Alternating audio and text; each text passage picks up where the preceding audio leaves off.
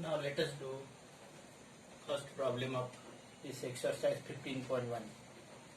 Now in this case we want to complete the form statement.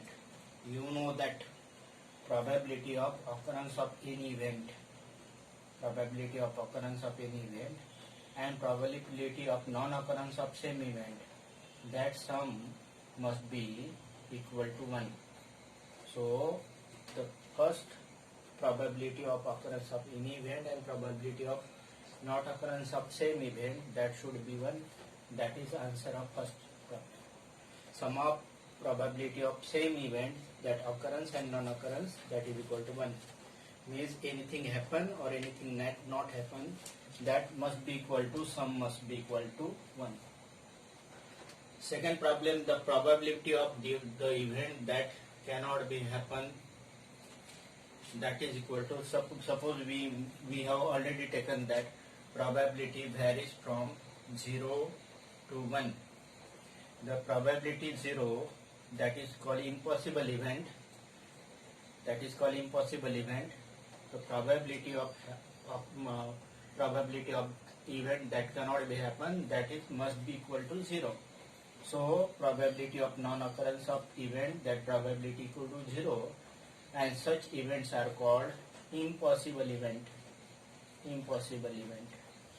So the event that have got probability 0, that are called an impossible event. Now third problem. Probability of event that is certain to happen, that must be 1.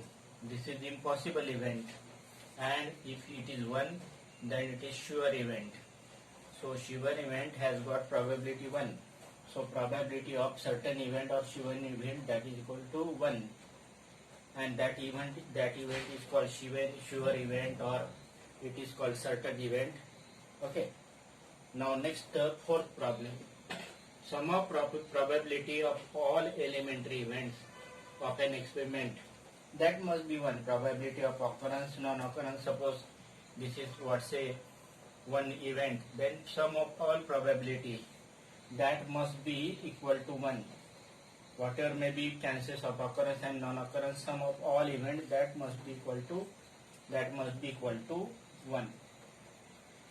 Probability of event, you know that probability varies from 0 to 1. So this fifth problem, probability of event greater than or equal to 0.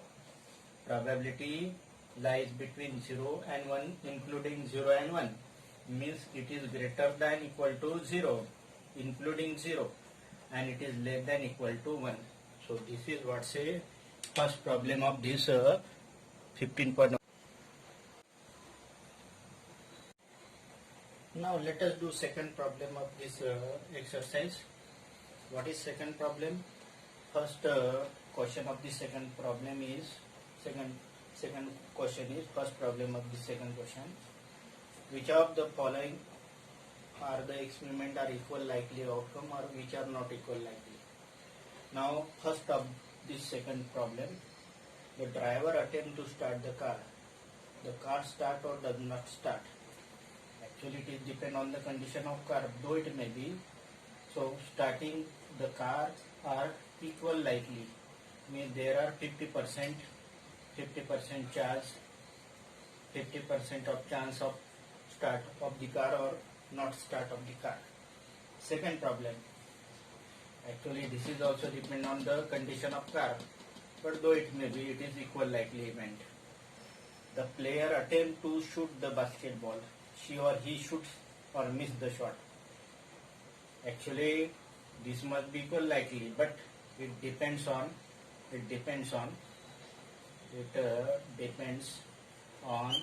player. Suppose player is very intelligent player, very expert player, then chances of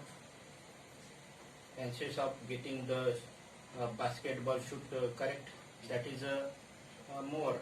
And if the player is not has got sufficient experience, then so it depends on the player. So it is not equal likely event. Third, the trial is made to answer the true or false question. The answer is right or wrong. Right or wrong, these are the equal likely, whether true or false, it is equal likely events.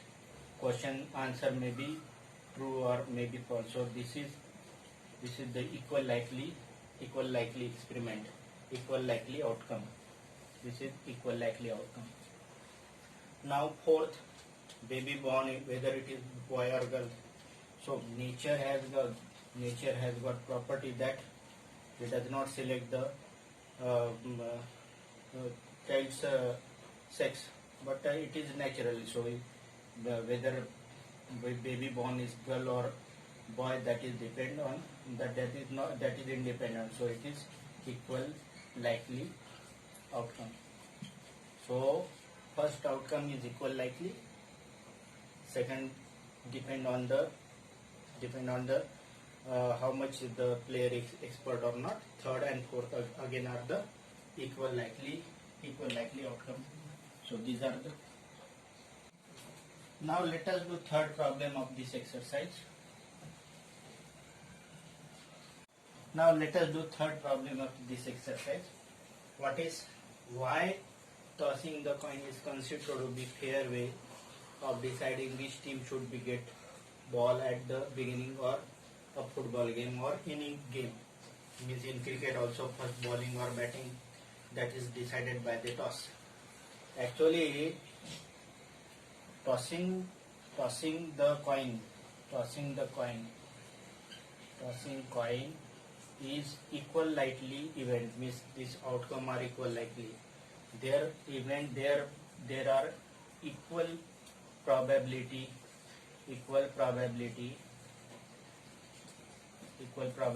to get head or tail. So this tossing the coin is unpredictable event or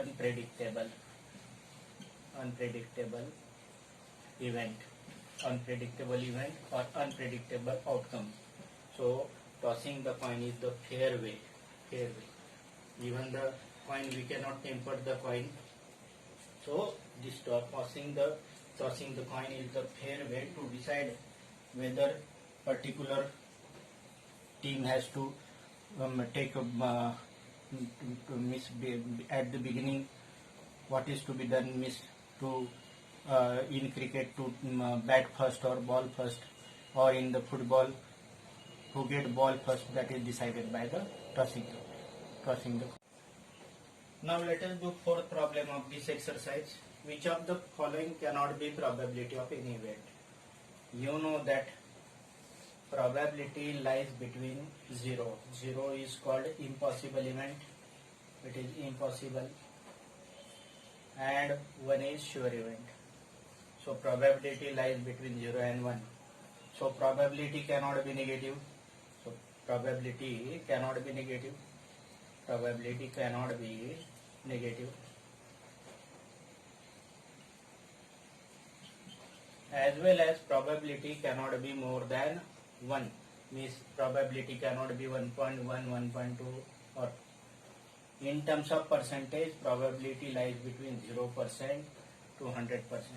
So probability lies between 0% to 100%. So let us find which does not follow this rule. Probability lies between 0 to 1. That is first condition. Or in terms of percentage, it is 0% to 100%. 0 means impossible and 1 is sure event. Probability not less than 1 means probability cannot be negative. So this B is negative, so it cannot be probability. 15% it is probability. 0.7 means lies between 0 and 1. 0.7 means 0.1, 0.2, 0.3, 0.7. 2 by 3 means it is 66.6% or 66.6 bar. So this negative cannot be, probability cannot be negative. So answer is B. Reason, probability cannot be negative. Probability lies between 0 to 1. Probability can be lies in terms of percentage 0 to 100%, but it cannot be negative.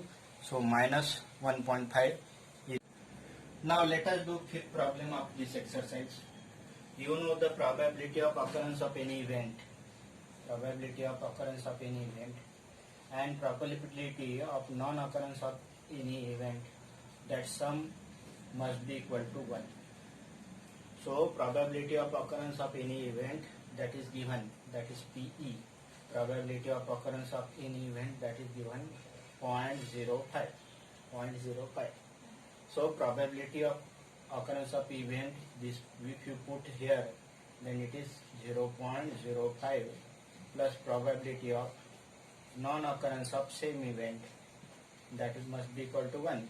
So this probability of non-occurrence of same event,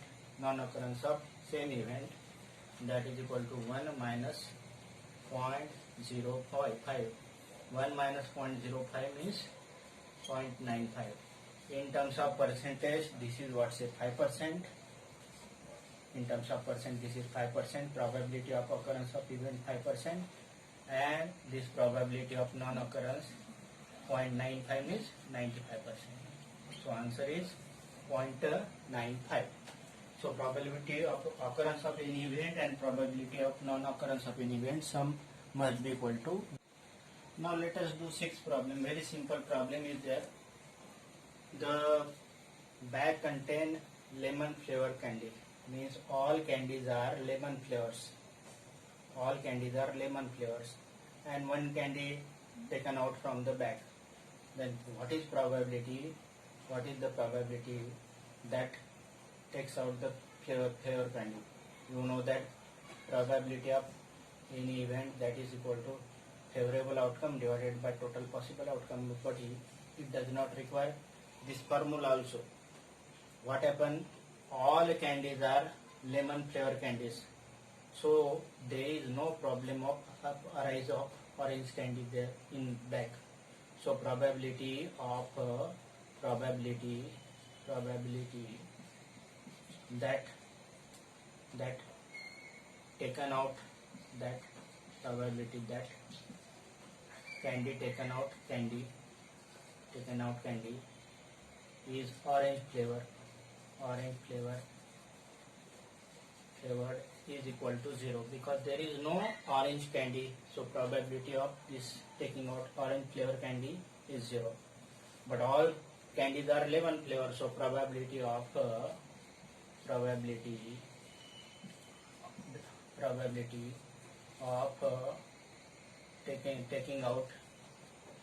taking out lemon flavored candy is 100%. Lemon flavored candy is 100%, because all candies are lemon flavored candies. So probability of taking out the orange flavor candy is 0, because the bag contain no orange flavor candy, and all candies are lemon flavor. So every candy that is taken out must be lemon flavor candy, so it must be equal to, probability must be equal to 1. Now seventh problem is also very simple. It is also based on the complementary probability functions. Complementary means probability of occurrence of any event and probability of non-occurrence of any event. Sum of these two, probability of occurrence of any event and probability of non-occurrence of any event, means probability of occurrence of any event and probability of non-occurrence of any event, that sum must be equal to 1. So what happen in this problem? It is given that in the group of 3 students, probability of 2 students not having same birthday. So this, let us say this P and E is the probability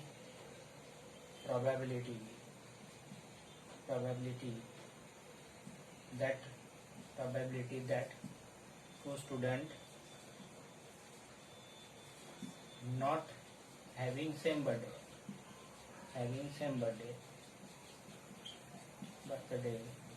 that is equal to 0.992. So probability of having same birthday and probability of having not same birthday on, so probability this PE and probability of non-occurrence of same event, that is equal to 1, out of which this is equal to 0.992. This is PE. So this probability of probability equal to 0.1 minus 0.992, and that is equal to 0.008. So probability that your student having same birthday, that is equal to 1 minus this 0.992, that is 0.08. Probability of occurrence of two student having same birthday and non-occurrence, that is equal to 1, out of which this is 992. So probability of occurrence is equal to 0.008. That is your answer of question number 7.